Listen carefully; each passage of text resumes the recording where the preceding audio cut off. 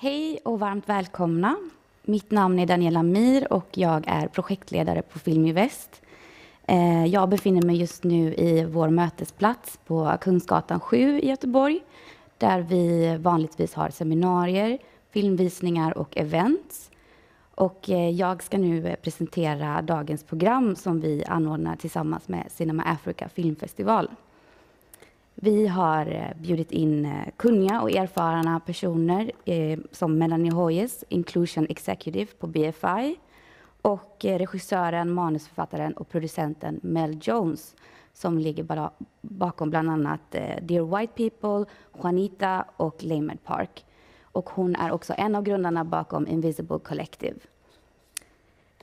Samtalet modereras av Johanna Koljonen som är medieanalytiker och skriver Göteborg Filmfestivals årliga rapporter, Nostradamus-rapporter om filmindustrins framtid. Vi börjar först och främst med en ungefär 20 minuter lång keynote från Melanie Hoyes och därefter har vi ett samtal med Mel Jones. Ni har också möjlighet att skicka in frågor och det gör ni via rutan bredvid här, och glöm inte att skriva vem frågan är till för. Hela samtalet hålls på engelska och jag kommer också gå över till engelska nu. Och vi har, do we have Dina Afghanpour from CinemAfrica on the line? Good afternoon. A very warm welcome to all the participants in today's webinar. I would like to thank Film i Väst for being such an open and supportive collaborative partner in realizing today's event. And I would like to also say that we look forward to hosting more of these conversations as we believe that representation and inclusion should be a very normal part of all of our work practices in the Swedish film sector. Thank you so much, Dina, and we are also happy to be collabing with you. And now, well, let's get this all started. So let's get Johanna and Melanie on the line. Hello. Hi, Johanna. Hi. Hi, how are you? I'm very well. Greetings from Malmö. It's cool that we're on 3 continents today for this session. Right? It's really, it's very international today. Yeah. Yeah, so should we roll? Yes, thank you so much, Johanna, for participating in this webinar. Thank you. All right, yes. So thank you very much, Daniela and Dina. It's my pleasure today to get to introduce and speak to our 2 distinguished guests who are here to teach us and to inspire us in this work for change. And as Daniela also already mentioned, you can submit questions to our guests in the text field next to the video. They are relayed to me and I will make sure to ask as many as I can. Our keynote speaker this afternoon is Melanie Hoyes, Industry Inclusion Executive at the British Film Institute. Her cultural research and criticism background brought her to a groundbreaking research project at the BFI in 2016 when she historically mapped ethnic diversity in on-screen representation. And in her current role as Industry Inclusion Executive, she uses her knowledge operationally, supporting the inclusion team to advocate for increased access and equity in the UK film sector through evidence-based methodologies. It is my great honor to introduce Melanie Hoyes. Hi everyone, an absolute pleasure to be with you today. So I'm going to present to you, technology willing. Here we go. So I'm going to talk to you today a little bit about our team in inclusion, how we affect inclusion on the film industry here in the UK, and more specifically about our diversity standards, which are our kind of flagship policy for doing so here. So this is my team. There are 3 of us. So we have our head of inclusion, Jen Smith. She really deals with the kind of more strategic partnerships and also our governance. This is us outside number 10. We speak to the government who fund us quite a bit. And then I came on board last year, bringing my sort of data and analysis and research background with me, and also look after our international and academic partnerships. And then ERA really sort of deals with the skills and talent, and also creating events that bring light to and advocate the work that we're doing. So when we're talking about inclusion, what do we really mean? What are we talking about? And these are the questions that we ask ourselves as a publicly funded body. Are we accessible? Are we fair? Do we give access to the talent that wants to be part of the UK film industry? Are we maximising our potential? And as a cinema, we do lots of different things. So we fund films, but we're a cinema as well. We're an archive and a library. Do we serve the audiences that use us as an institution? And who is represented and where in our industry? And why is this important? And I think you only really have to look at the multiple headlines here, and there are many more, to see that every time we're talking about film and television and who gets to be seen, what stories get to be told, diversity is first and foremost at the front of these stories. And there's been much anecdotal evidence about this, long attributed people's experiences around this and not feeling included in this industry, which is generally quite elitist and for certain groups of people. There's also a talent drain in the UK in particular, where people are moving to the US because they just simply can't tell the stories or get the jobs that they want to in the UK. And this is a problem for us as we expand the industry and there are more and more opportunities for jobs. So we can't afford to lose people, let alone not be inclusive whilst doing so. So as I said, as a public funded body, the BFI really needs to reflect the people that we represent and needs to be as inclusive and accessible as possible. So in 2016, we had a Black Star Symposium, which was talking about some of these issues, specifically relating to Black actors on screen. David Oyelowo delivered the keynote, and I just wanted to play you a short clip because he's talking about some of the problems in talking about diversity and inclusion in this industry. So I'll just play you that. Bias is something we all have. We all have it. To be human is to be biased. The problem with talking about diversity is the captains of industry often think that you are calling them racist when you are talking about representation. The fact that I want to be represented and in some way you feel like I'm saying you don't allow me to be represented makes you feel like I'm personally saying you are racist. That is so far from the truth. Bias, in my view, is exemplified in the fact that about 9 out of 10 of every person who stops me in the street, having seen work that I've done, is a Black person. Why is that, you may ask? I know exactly why. Because they are the center of their own life. They are the protagonist in their own story, and so therefore, when they see a reflection of themselves on screen, they instantaneously gravitate towards it. It's their bias. Because when they see me, they see themselves. And that's what it is to be human. That's fine. That's not racist. That's not bad. So it's really interesting here that he talks about some of the main problems that we have in talking about diversity in the industry and around these sensitive issues, because people take it personally, because it is about their person and it's about their representation. And really, we should just be talking about the right of people to be represented and to see themselves on screen. And that's what we're really trying to get across in our work. So again, what do we mean when we're talking about inclusion? We're lucky enough in the UK to have the Equality Act, which really talks about and tries to stop discrimination based on your protected characteristics. So this is the list from that legislation. So when we're talking about inclusion, we are talking about discrimination on the basis of sex, gender identity, age, pregnancy or maternity, disability, ethnicity, religion or belief, or sexual orientation. However, we don't have a tick box approach to inclusion, and we like to think about all of these things not separately but intersectionally.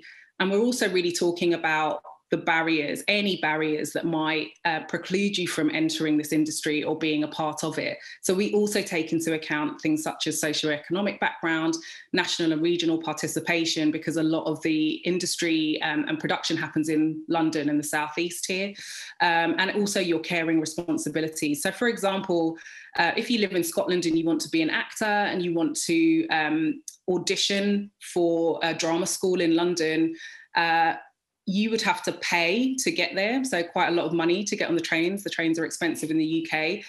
Every time you wanted to audition down in the south, but also you have to pay for the audition itself.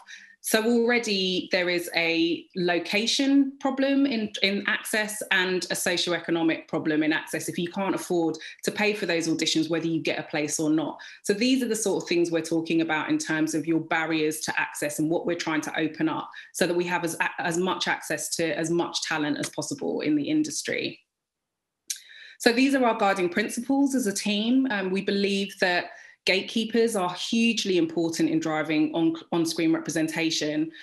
We're not interested in stereotypes and tropes, but also believe that it's not just about the number of people that are represented, but how they're represented and where. So the levels at which they get to work, to what extent actors get to speak on screen and drive the narrative. And we're also talking not just about the cultural value of inclusivity, which is sort of obvious, I think, behaviours, if people are treated well, they stay in the industry. If the workplace is better, everybody has a better time. The more ideas you can bring to the table, the more creative your project is going to be. But also the commercial value of inclusivity. It seems crazy to me that you would not represent as many people as possible in order to get as many audiences as possible, especially in this time when people are moving towards streaming and online to try and find representations of themselves that they haven't found in classic screen sectors. So there are challenges. I'm not going to pretend that it's easy because it isn't. So we are a freelance industry. I think at best guess we are roughly around 90% freelance.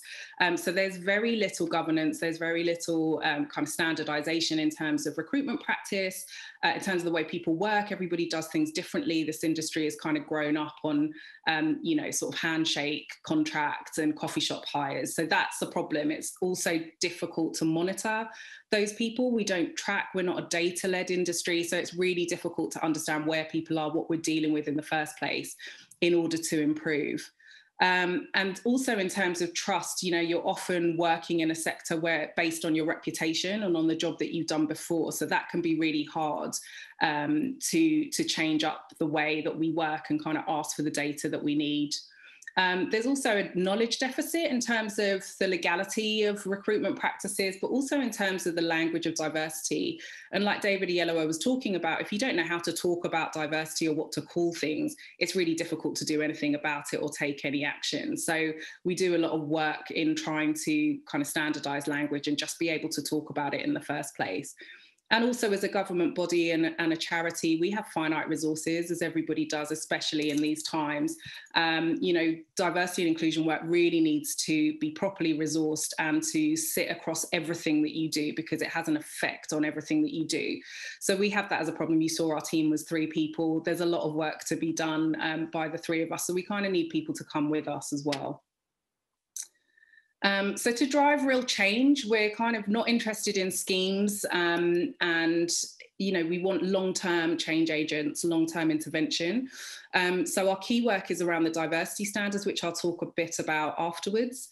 We also have our prevention of bullying and harassment principles and guidelines, which was set up around the time of the Harvey Weinstein allegations, really drawing a light onto the power imbalances in the industry and kind of the reasons that poor behaviours happen in our industry. We're also invested in data, accountability and reporting, how new knowledge can help us to move forward and inform our policy and kind of really shift what we're doing and make it more effective. Access and accessibility. So we mean that in a physical sense in our buildings and as a cinema, but also, as I was saying, the kind of talent pipeline and into the industry on and off screen. Do people have the right access? Are we fair in the way that we try and access as much talent as possible? And lastly, we have our screen advisory group. So we have 3 of these currently, one that's centred around deaf and disabled community, another around the representation of Muslim faith, and we're just setting one up for British East Asians on screen. So those groups are made up of kind of practitioners in the industry and really help to talk to our film fund and our funders and anyone else, our partners and other members of industry, to talk about the barriers that they've faced in trying to work either on screen or off screen, and some of the sort of stereotypes and tropes that we shouldn't be funding as a funder, things that they don't want to see anymore, and kind of how they're treated. So it really helps us to inform our policy and what we do and don't fund as a film fund. So to go back to the standards, what are they? They were set up in 2016 as a mechanism to address underrepresentation in all areas of production and exhibition. So as a funder, we have new talent funds, we fund production, development, but also audience. We have an audience fund that's around distribution and festivals. So we wanted to go across the whole pipeline and give some sort of framework for people to understand what changes they could make in order to be more inclusive. They are used initially as a contractual obligation for our lottery-funded films, but they've also now been adopted by the BBC and Film 4. Paramount Studios use them on their UK films, and BAFTA and BIFA use them on their film awards. And just recently, we've worked with AMPAS to include them in their Oscars, their inclusion standards, using the blueprint of these. So we also have partners with Pinewood Studios and the National Film and Television School who teach them to their film courses. And we are constantly in contact with various partners about adopting them. We know that they've been used in theatre, for example. There are advertising agencies that are interested in using them. So we really feel like they are a good start in terms of thinking about the production process. And it really is about thinking and giving yourself enough time at the beginning of your production, or as early as you can, to be able to make these changes in order to change your practices before you are too time pressured to be able to do anything about that. So the aims of the standards are these. The spirit, as I said, is really to give guidance to people who want to do this work but don't know where to start. And they give you a framework to be able to increase that representation on and off screen and allow yourself enough time to plan and do that before you're too busy to do so.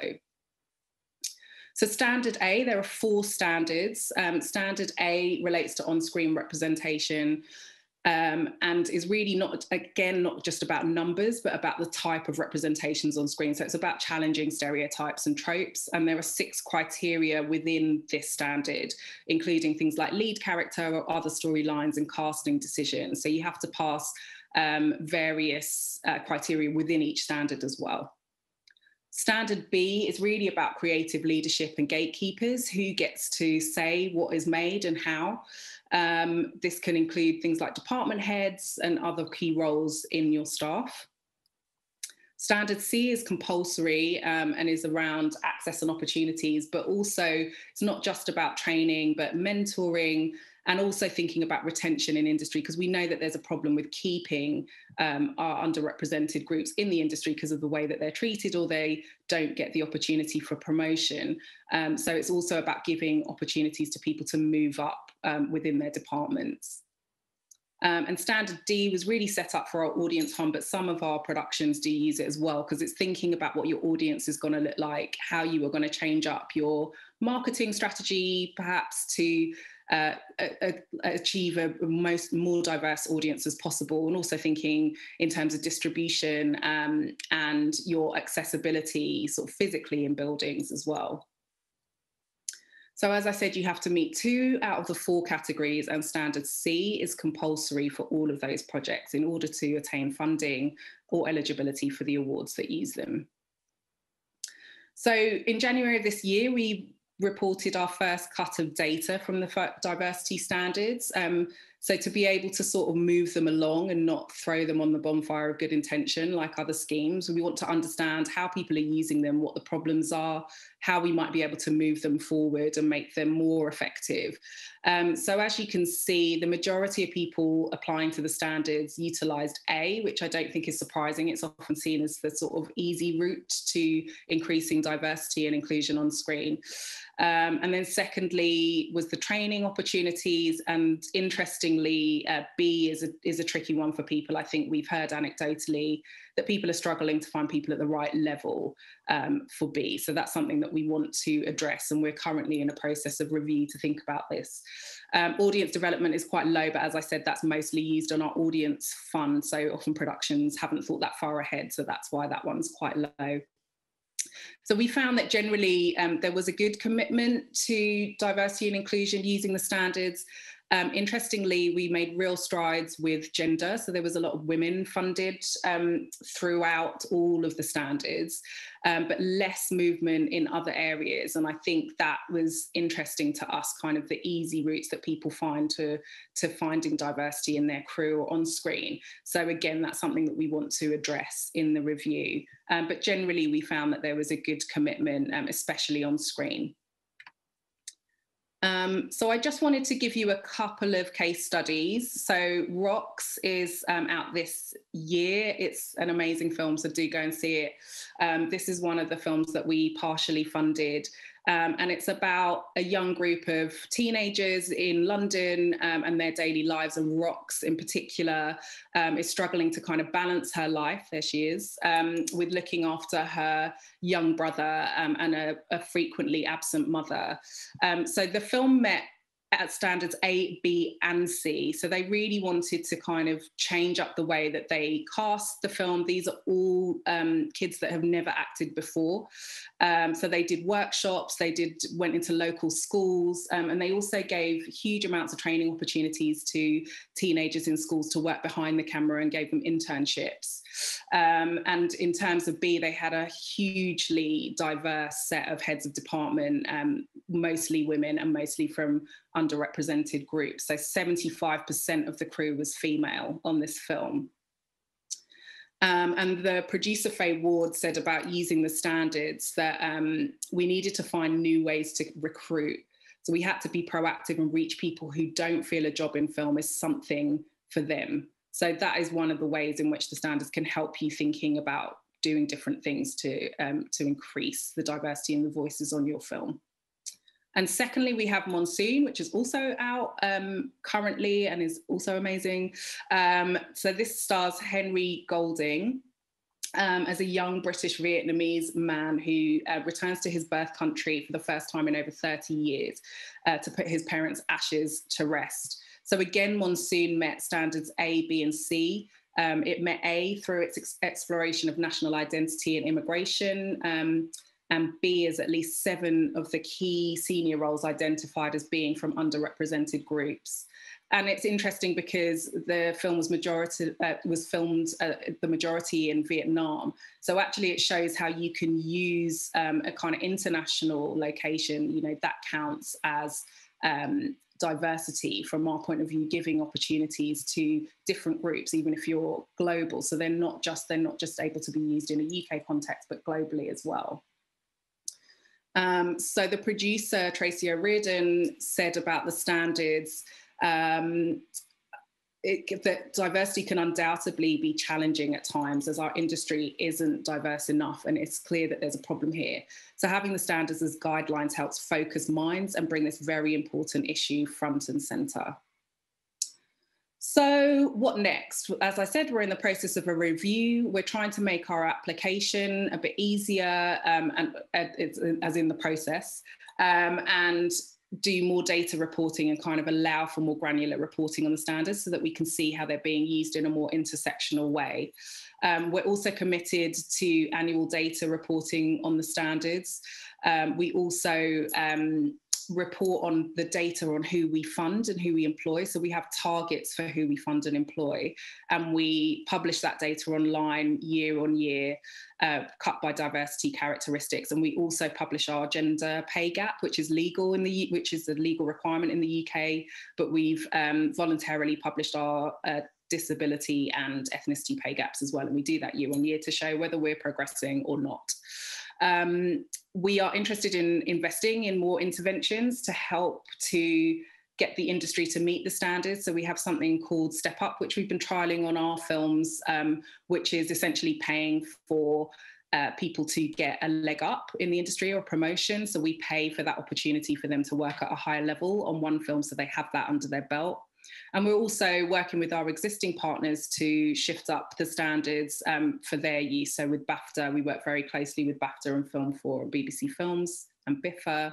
We're looking into a workforce monitoring project, which will help us to collect more data and understand the workforce and the makeup of the workforce to be able to understand where we are and where we need to get to. And we continue to do more research and partner with academic partners to understand more about the industry and what interventions we need to make and continue to advocate for the increased uptake of the standards.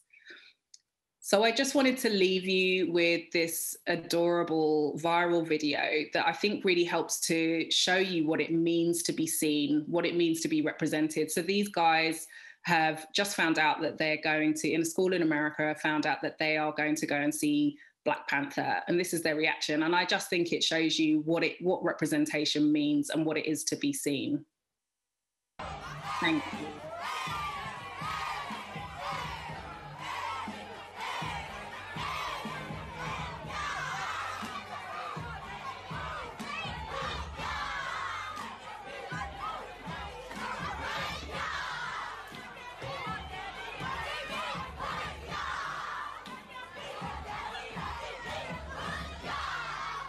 I'll stop it there. I could watch it all day. Thank you. Oh. Yes. Thank you very much. Let's see. Can you hear me, Melanie? I can, yeah. Yes, great. We're back. That was fantastic and so interesting. And I want to say immediately, I'm looking at the questions here, and a lot of people would just like to know more and see things again and so on. So I guess the first tip is to Google BFI diversity standards, and there's a lot of information available online. I wonder still, could you show us, Emilia is asking here, could you show us the first slide, which I think is technically slide number 3, the one where you discuss the inclusion questions. Could you show us that again? Sure. So I thought this was great. I also made a note of the same thing. When we're asking ourselves whether we're inclusive, we're asking, are we fair? Are we trusted? Are we accessible? Are we connecting talent to opportunity? Are we serving our audiences? Are we working to our maximum potential? And of course, this applies along all intersections. But I feel like already here, if we're asking ourselves these questions, something is really happening. How did you land on this definition? We were just really trying to think about what we're talking about. I mean, I think one of the main things to do when you're thinking about this work is to figure out what you're talking about. So as I was saying, language is really important. I think if you're trying to advocate for this work and you don't understand what it is to other people, it becomes clear. People want to understand what it is that they're trying to do. So it's very easy to kind of say, we need more representation, and we need, but for some people that doesn't mean anything, or they feel represented already, so they don't really understand what that means. So I think we wanted to develop a set of questions that you can ask yourself throughout, and as a team that we could ask ourselves if we are doing this behavior ourselves. So we really just sort of thought about all of the things that we wanted to encompass when we're thinking about these issues, and how you can sort of hold yourself accountable by asking yourself these things. Yeah, that's great. Thank you. Anders Rune, who is head of a film school in Stockholm Film School, indeed, asks this following question. Sweden has excluded young people of diverse backgrounds from film schools by tradition, because the selection process favors those that have already produced content by a certain standard of quality that a young person coming from a financially disadvantaged background can never achieve, or at least it's much more difficult to achieve. So he's asking, what can we do as educators to better reach a more diverse group of students for our film schools? So I think it's really about thinking about how your processes preclude access. So I think if you are constantly advertising in the same places, or you're only going to certain schools to bring people into your film school, that you're inevitably going to get the same kinds of people. And I think it's really, and this occurs in recruitment as well, the minute that you say you need a certain amount of qualifications to be able to do this job, you are getting rid of a certain amount of people. And that's, it's part of the process. You're trying to get rid of people because you can't take everybody. But at the same time, I think it's just worth thinking about where you're advertising, where you're doing your outreach, who you're making clear that your space is for them, and the language that you use, and also thinking about what quality is. So I think we spend a lot of time, like I say, thinking about qualifications, which might not actually have any bearing on whether you're any good at being part of a film school or any good at doing a job at all. So really think about what your criteria is and whether it is absolutely necessary for that criteria to be in existence, or what would happen if you got rid of one of those, or sort of, talked about that criteria in a different way, and see whether that expands the people who see that it's for you. I saw something really interesting on a job description that gave all of the, you know, what are the characteristics, what you need, what the qualifications, and right at the bottom it just said, if you don't feel like you meet any of these criteria, but you are really passionate and interested about this job, please apply anyway. And I think it's a really important thing to think about, that those things that we put in act as barriers, and kind of how you can help to open that out if you want to reach different people. That's such excellent advice, and I think we're also have to constantly remind ourselves. So, like, what is we have these institutional expectations of just like people to automatically know how stuff works, even like what it technically is a film school, like what do the different programs mean. And I think if you're not in the industry, you can be of any background, and it's going to be difficult. So if we lower these thresholds, you know, it's going to help everybody as well, as with any kind of access scheme, of course. Yeah. And it's not necessarily going to reduce the quality either. I think it's not, you know, don't think about it like that. It's about expanding and getting the most interesting cohort of people you can.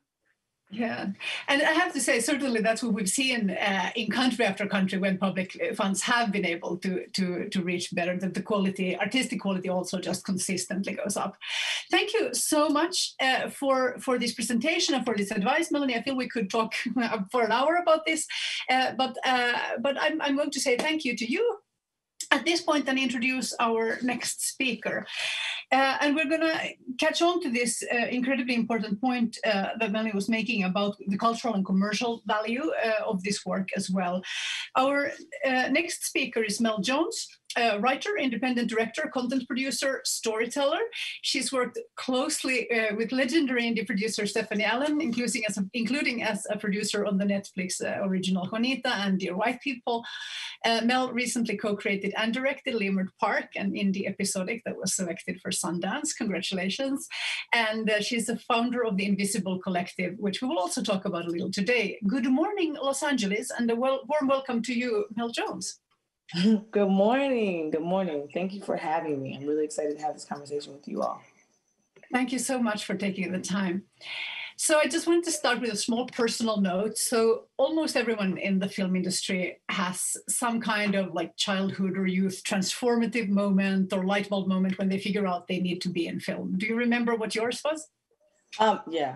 And also I think there were two really big moments. I mean, I think the one as a child was, my dad's a preacher, so I understood very, very early the power of storytelling.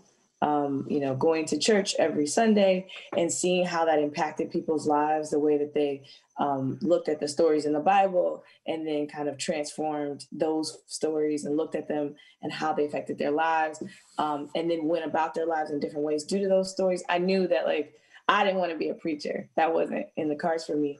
But being able to affect people and change people's heart through stories was something that I grew up seeing was a possibility and knowing that I wanted to be a part of. But I think it really kind of gelled in my adulthood when I went to AFI as a producing fellow. I was speaking to a really close mentor of mine and a teacher, and she told me, you're doing such a great job in school, and I just want to encourage you not to limit yourself to telling stories only about people of color. And I thought, and she said that in a way that was to be helpful to me, I think. But I realized that our stories at that point in time were just devalued. And so she wanted me to be able to make more money, to be more successful, to be seen for my talents. And she believed that if I told stories about myself and my experience, that wouldn't be the case. And so I think that was really a turning point for me, where I decided that filmmaking was not only like my ability to change hearts and minds and to affect people, but also my activism, my way to give back to my community. You've worked on incredibly many great Black-led projects, and I'm thinking you must have seen the opportunities for funding and for placing those projects change during your career. Now, obviously, We're in the middle of a pandemic, and nothing in the film industry is normal. But sort of beyond that, and I guess also including everything that's happening this year, what's your analysis? Where are we now with real representation from the US perspective, and what needs to happen next? So I will say, like, from that point, which was like 13 years ago when I first came to Los Angeles to now, there have been leaps and lots of gains in terms of there's more representation on screen. There's television with tons of people of color, with women. So I think that we've made some change, and I think it's positive. I think that now there's always room for more, and I think that particularly as it pertains to the gatekeepers, because it seems that there is a level in which people can get into the industry, which is problematic. And you usually have to be walked in by someone else. So for an example, for me, I got a mentor through Stephanie Elaine, who was already involved as a Black woman in Hollywood. She walked me into the industry. She validated me. I already had those skills. I was already talented. There wasn't anything that I necessarily needed to do that job, but I needed to be walked in. And everybody isn't afforded that opportunity. There are not that many of us. There are not that many Black women to walk another Black woman in. And so I think that looking at the structure of the industry, those people who are agents, who are identifying talent, film festivals, who are kind of putting forward the next generation of filmmakers, those institutions determine who is being seen. And so I think it's really important not to just look at the talent, like the people who are in front of the screen. I think that's where we are right now. And so it looks as if we've done so much because we can see so many, but there's a long way to go, because also the types of stories that are being told are coming through the lens of the people who are greenlighting them. So as it pertains to poverty porn, like which we call it in the industry, like basically watching people of color or women in degraded states, that's something that tends to be greenlit more so than other stories. And so I think that all of those things are the things that we really need to work toward and focus our energy and intentions on. Yeah, I'm thinking about these gatekeepers. Of course, the structures aren't identical in Europe, but I think the greenlighting role often, there's a big part of that here is, of course, played by the commissioners of the TV networks and the public funders, of course, as well. And I think because the underrepresentation has been so long historical, there are also a lot of people, there isn't. In the UK, there has been, I know, but for instance, in Sweden, we don't have a massive landscape of people of color who are almost ready, because there are certainly some, and they need many more opportunities, but we need to work through the whole line in a way.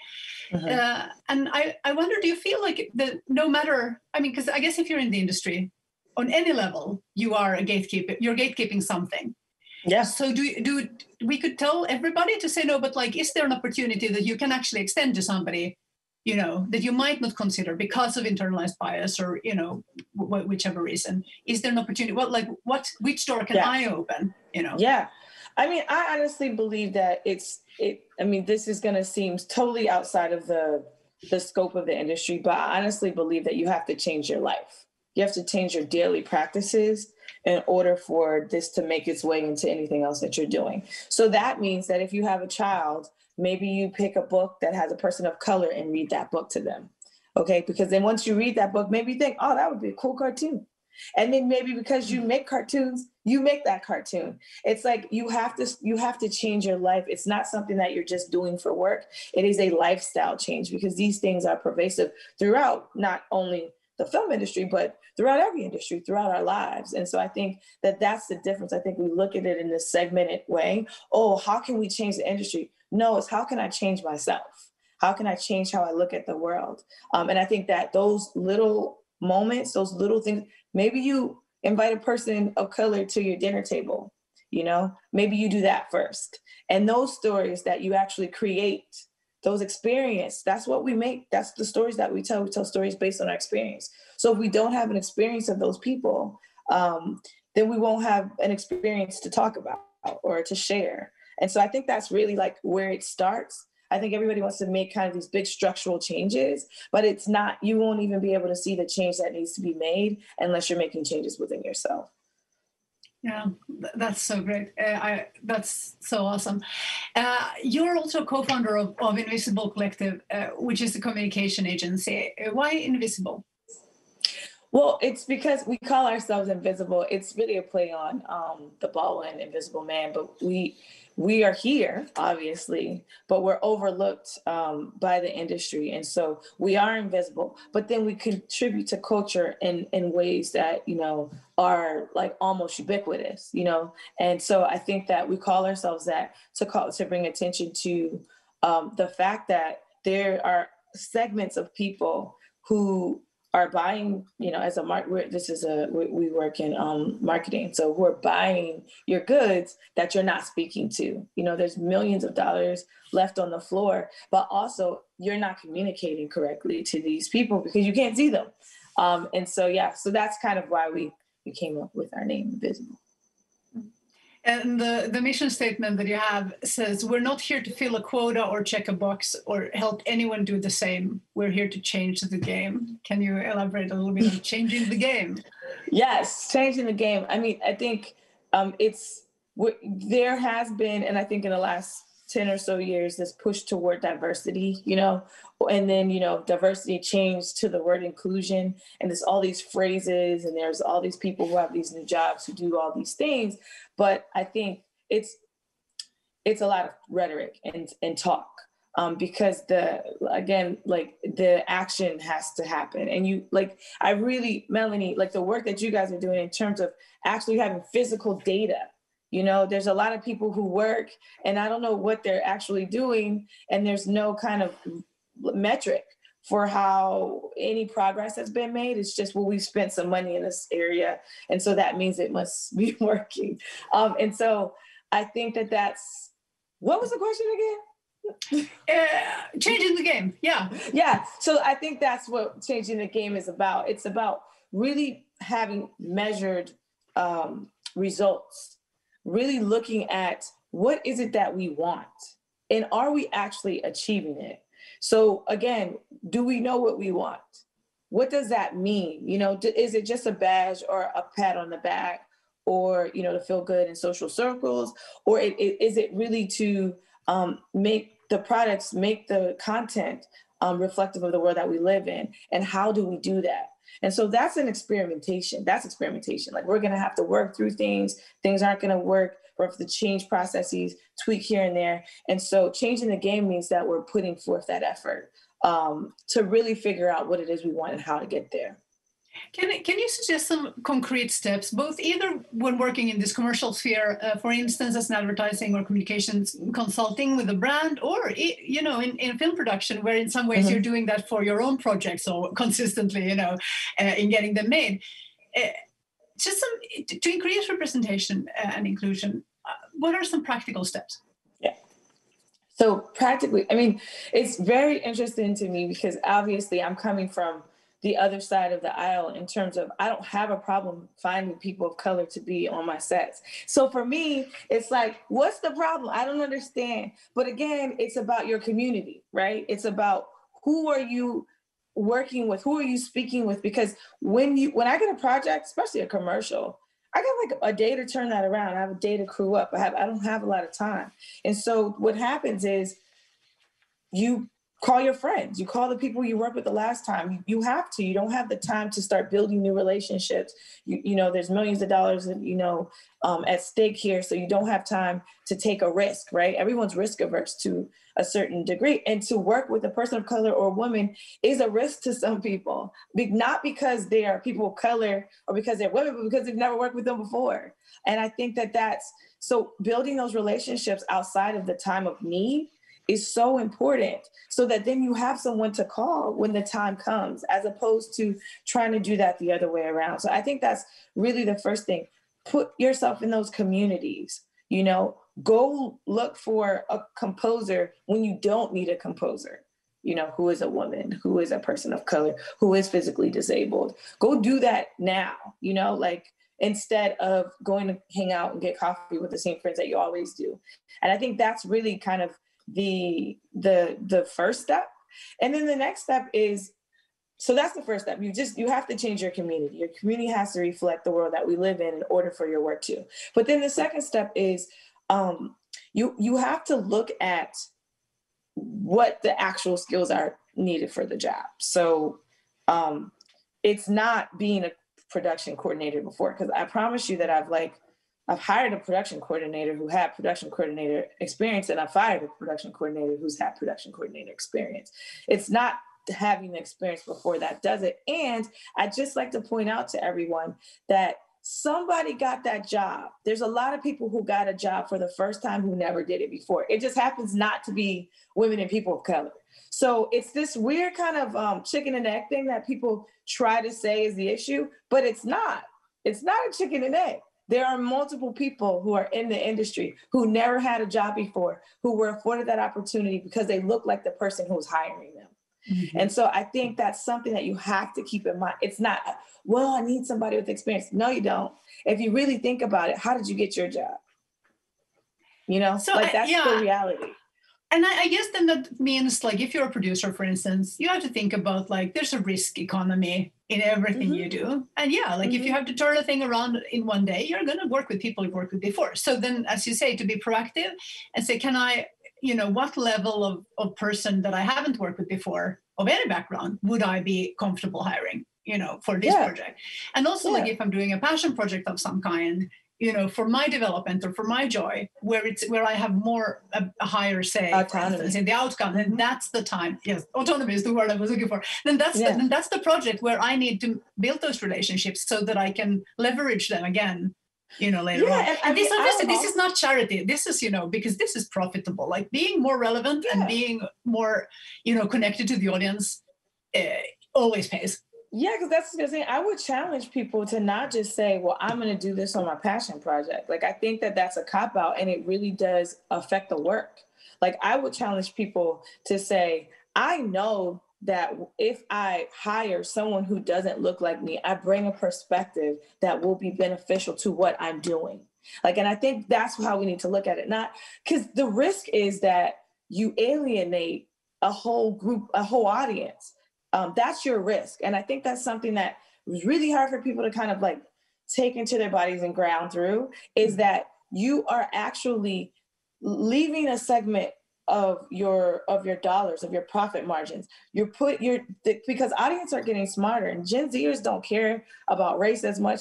They're fluid, like women, men, whatever you want to be, you can be that. And so our idea of that is a lot different, like, from those of us who are greenlighting and paying for things than the audiences that are coming up. And so what you're doing is, these audiences are very smart. They know when you're pandering. And so if you don't do it now, if you don't start changing your behaviors now, you will be left behind. And I think that's the mentality that you have to take. Not that, that's part of it. Cause I do it too. Like, do I think that this person can do this? But what I know is that any risk gives you a reward. Like, you playing it safe, you get nothing more than what you've already had. And so I'm a big risk taker. So I guess that's also me saying that from that space. But I do think that it's really important not to look at it as, well, I have to try it out on the side here. Throw them into the project. I'm sorry, we're not doing, neurosurgery, like we're making art.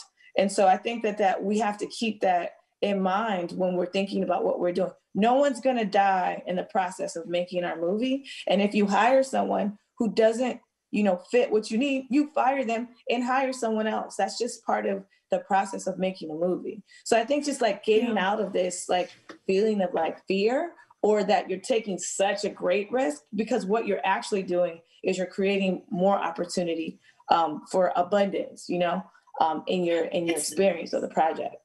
It's interesting. Because we like to think of this industry as so progressive, and I guess individually, a lot of people on average who work in the film industry are socially progressive, but we are culturally conservative because we belong, we work in structures and in an art form that has had really high status for like 100 years, and certainly in the last 50 years. And I think it's difficult for people, not even the questions like, am I racist? Or, when I'm doing racist actions, answer, well, it doesn't matter, I'm doing racist actions, whatever, but even to say like, can I be, what do you mean I'm not connected? What do you mean I'm not relevant? It's incredibly offensive to us as artists to feel irrelevant, because we're so invested in also being like progressive and in this case woke, you know. Yeah. So I don't know. I guess also connected to that is in Sweden we've had this experience, and I guess in a lot of places, certainly and all across Europe also, we have this fear of saying and doing the wrong things. And I say we, I mean white people. White people, we are terrified of saying the wrong things and doing the wrong things. That really holds people back in even looking for change. Yeah. How would you address this fear? Well, I think that like, I guess it's back to my risk reward conversation, but in a different way. If you don't try, I mean, people are afraid to do all types of things. Like, you know, let's say a man sees a beautiful woman and he wants to walk up to her, like, does he or does he not? You know, the fear of that rejection is gonna determine what happens. And I think that it has to be important enough to you to try. And you got to get past that as a barrier. It's almost, to me, it feels like an excuse, you know? And I think that, and if it's important to you, if the woman is beautiful enough, you'll walk up to her, you know? And I think that it's the same thing for relationships. Like, we make mistakes in relationships. We say the wrong things to our friends. And I think that and traditionally, women and people of color have endured that in ways that have been aggressive and have been intentional. So for you to do it unintentionally with a spirit of, you know, trying to be a part of a community and trying to push things forward, we've already felt that in way more negative ways. And if you're open to hearing and create a safe space for conversation, that's just human nature. That's part of being human beings, I think. And so I think it's just kind of letting go of ego and needing to be right and needing to, you know, be above it all, and knowing that you're going to be a human and make mistakes, and that you're also speaking to another human who knows about making mistakes, you know, and that it's not going to be I don't even know, that's not even how, if you think about how history has shown ourselves, people have always been welcoming to have these conversations. It's just whether or not you want to have them or not. So I love that metaphor about walking up to, you know, and hitting on somebody on the tongue, and especially with the power dynamic inherent in it, because I think as a woman, you know, you've had a lot of guys walk up and take contact that you kind of didn't want them to do, or they did it in a way that was not great. And then, you know, I can lean on my experience as a woman and say, like, what I want the dude to do in that situation is to listen to me. Like, whatever, if I say no, not interested, I'm sorry, I'm walk too tired, away. I can't have walk away, you know. Or if I can say yes, okay, no, you want to talk to me about our mutual interest, like, let's talk. Now you get to listen to me and my perspective, and then if he's interested in listening to my perspective, then maybe also we can have a drink, you know. Yeah. So in a way, to put, you know, we have that experience of being in both roles, and I guess that's a wonderful key, I think, to unlocking that fear. Like, yes, you know, I would behave then as, for instance, a majority background producer in this situation, as the person who is being, you know, remember what it felt like to be the person being hit on, and act accordingly in the listening. Yeah. Excellent advice. I'm going to let the audience questions in now. We're getting some here. I have one from Jamie_student who says, we are 3 filmmakers who got the same well-meaning comments from our teachers. Not to get caught up in making films about minorities, where he meant people of color. Minorities in film, maybe, but we do exist in real life, and we are many, obviously globally, of course, the majority, let's remember. How much support did you get from other students, and how did they look at your work in school? Oh, that's a great question. So I was, just to give you context of what my school looked like, there were about 50 producers in my tract, and I was the only Black person in the tract. So you know, the students didn't have any kind of, and a lot of people were international too, so that also brought in just different perspectives. So it was very, very hard. So I'm sure that it's probably really hard for you. And I think that what you're going to realize that at school, it's going to be much, much harder than it will be in the real world, which sounds really crazy, but because it's such a microcosm, there, and maybe you're 3 of 400, that won't be the case when you get out of school as much. You'll be able to find more community. But what you learn while you're in school about those dynamics, the things that are being said to you, the way that people act, they'll act the same. You'll just have an army of people that you can now build with. So I think just try and make it through. It's not going to be fun. It won't be easy. People are going to say really, ridiculous things to you. And you should make sure that you respond from a place of authenticity, and that you don't feel like it's your job to take it in and not have a response. So you can say that this doesn't work for me, how you've addressed this. You can say, I didn't like, because I responded to my teacher and I said, well, if I don't tell my stories, are you going to tell them? I asked her that. I just needed to know if she thought that then maybe someone else was going to do it. And the answer was no.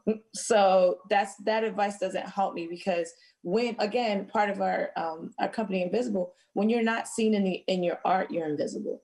And when you're not, and like, it's not fair to you to be invisible. And so you should create the work that honors who you are.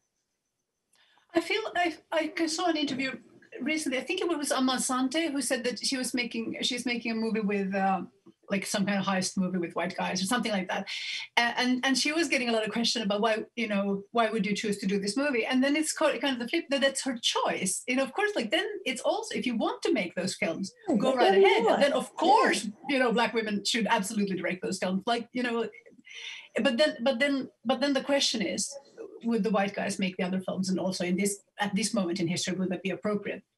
No, probably not. Both questions, right? So there's also, then the audience needs to get in there, and the funders need to get in there on the right side of history here.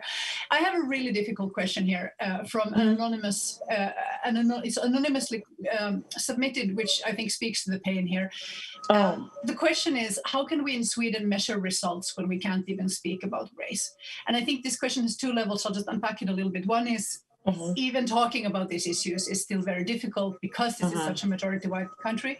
The other question is that in Europe in general, because of the history of the Second World War, the concept of race isn't okay. Like basically only racists use to speak about race. And the conceptualization is, we talk about being racialized. So having like race is done unto you. You have experiences of living, of being made to be of a race, rather than like biologically being a race, which is just not scientifically true. And that distinction is really important here. However, it also means that for these historical reasons of protecting against racism, we don't count in Sweden, for instance, people's ethnicities on sets and things like this. We just don't have those numbers, and it's been very difficult to have those conversations. So with this massive context, an incredibly difficult question, I guess, in an environment where it's been very taboo to speak about these issues and to pretend to see race, which white people can afford not to pretend not to, How do we begin? I think I'm sorry to have to say, but I think you're going to have to use your voice. And this is not fun and it's not fair. It really just isn't. But you're going to have to use your voice. You're going to have to say, I'm here and I am a whatever you are, East Asian person, I am a Black person, I am, a Latinx person. That is who I am. That is a part of my identity. That is a part of how I show up. That is how you will interact with me. You will not pretend that I'm just like you, because I am not. And I think that's just the first part. Like, that's what you can do. And I think you're going to start to have to build community around people, with people who see that. And then start to increase that community and increase your voice in that way. I understand what you are saying. I think that it's completely, it's probably really worse there than it is here, but we have similar issues here. And that, there's this whole idea about post-racial. Trump has helped to quell those things, but post-racial identity and all this stuff had come up around Barack Obama being president. And so we were dealing with, we don't see color anymore and all these things. So it's incredibly different because it is invalidating. And again, it will make you feel invisible. People see the color of your skin when they see you. So to pretend like they don't is almost like being gaslit. So I know that that's, probably pretty painful. I've experienced it, but what you have to do is you have to stand firm in who you are. And speak to that, to your experience, and don't shy away from that in order to make other people comfortable, especially when you're feeling uncomfortable yourself. And I would add to that great answer that we have a recent research from the Swedish Film Institute with qualitative interviews with filmmakers of color in the industry in Sweden, and it is really difficult to engage with this material. But I think in particular, like, and of course, I don't know who asked this question. I don't know their background, but if you feel like you just wish people of color would like talk more about these issues, no, they are talking. Like I, white person, need to listen more, and those voices are out there, so we need to look them up. Mel, thank you so much. Do you have some final piece of advice before I let you go about your day? I have advice for both groups of people who are on either side of the aisle. I would say especially for you people in Sweden of color, you know, keep up the fight. I know it's difficult. I would say that there's also, one of the things that's really important to me is to remember pleasure and joy in your work and in your life. That's part of your experience that you have control over, and that those stories are very important to tell as well. So remember that our experience is not defined by racism, our experience is not defined by, you know, bias, which I feel is like a term that is loaded, but like it's not defined by any of that. But it's defined by us. And so there has to be moments of joy, because in the pain that we experience, we make space for so much more joy. That's why they call, you know, Black girl joy, Black girl. We have more of that because we've experienced pain. So remember that as you tell your stories and go forth in the world and be great.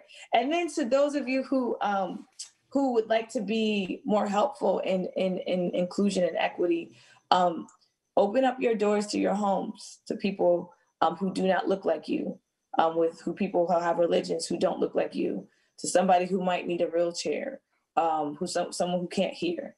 Do it every day and make that a part of your daily task. And if you're not doing it, then you are part of the problem. And you have to accept that as well. Thank you so much, Mel, for these very wise words. And I have to respond with a comment from a viewer. I'm thinking possibly the same viewer, Anonymous, who says, I want to thank you so much for this conversation. I would have loved to be able to talk openly about these issues. Thank goodness for Corona that brought us Zoom, where we dare to deal with this topic. I hope one day we can talk about this without having to be anonymous. Thank you, Mel. And thank you so much, Melanie. I'm going to hand over to Daniela for some final words. Bye.